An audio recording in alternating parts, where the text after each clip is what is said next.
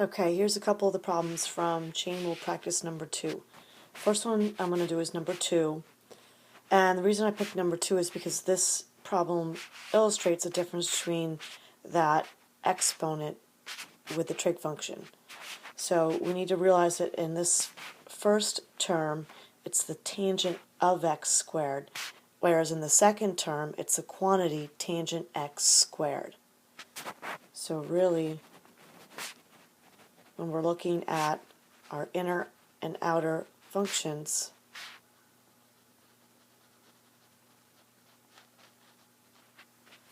in that first term, the trig function is the outer function, the x squared is the inner.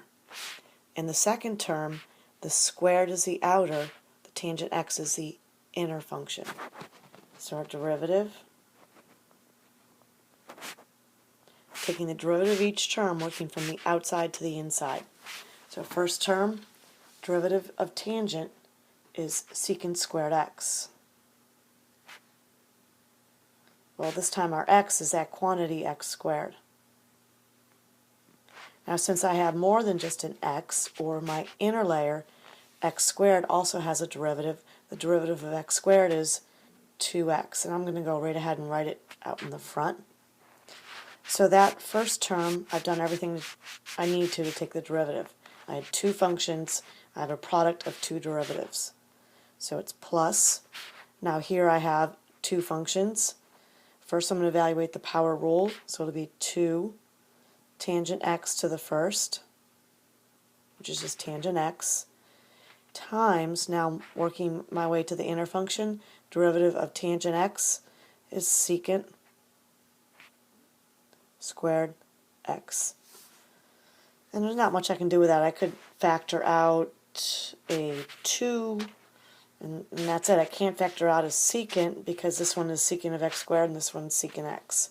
So that is done.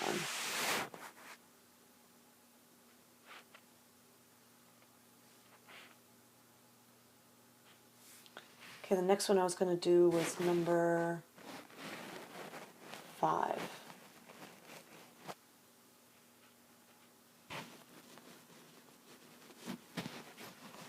So number 5, which says that f of x equals quantity x minus, instead of 1 over x, I'm going to write that x to the negative 1 to the 3 halves.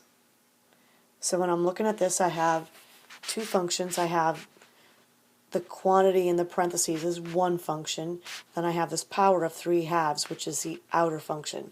So this derivative will come from first evaluating the power rule. So it will be 3 halves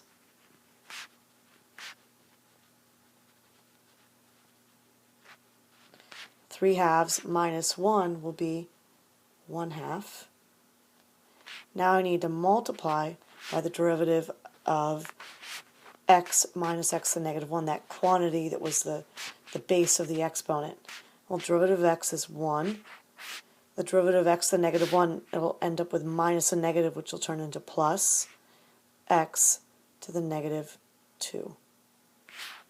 Now I've evaluated all my derivatives. Now I'm just going to simplify this. I'll end up with 3 halves x minus 1 over x to the 1 half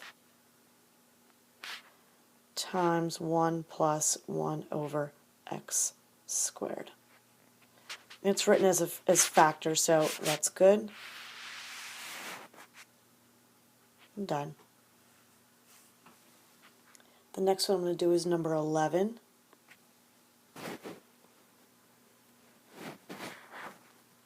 Y equals sine cubed of the quantity 2x plus 3. So here we need to realize that cubed, I'm going to scribble it out because it's the outside function, so I'm going to rewrite it like this. So I have 3 functions here. I have the cubed, I have the trig function, and then I have this 2x plus 3, the linear function that I'm taking the sine of. So I'll have a product of 3 derivatives. Working outside in, I'm going to take the power rule first.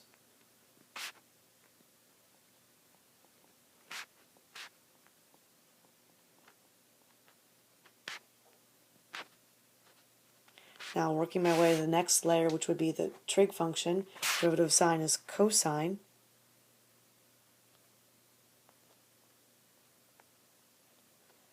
Then my last inner layer would be that 2x plus 3, which has a derivative of 2. Now I'm just going to neaten this up a little bit.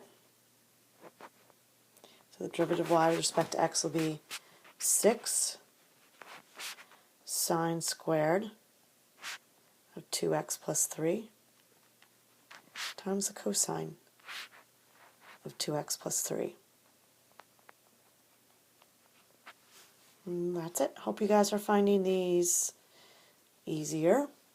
Keep practicing, you'll get it.